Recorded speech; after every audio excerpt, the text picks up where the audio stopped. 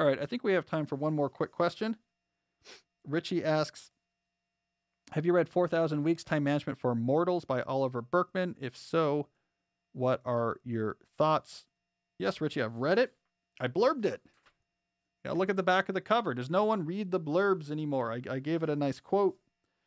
I then told Tim Ferriss about it, and Tim read it on my recommendation, and he actually excerpted the whole first chapter and played it on his podcast. I wrote a blog post about it. So I've been trying to do what I can to spread the word. I like 4,000 Weeks a lot. I think it's a great book.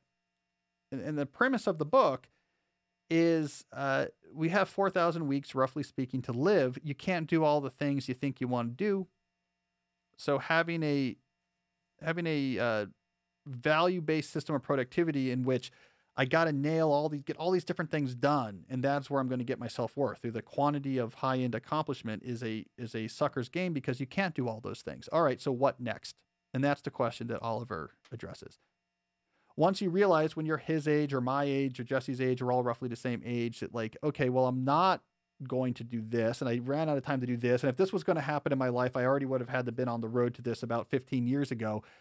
So what next? And that's the question that he tackles. And I think it's a really big question. Most things you can't do.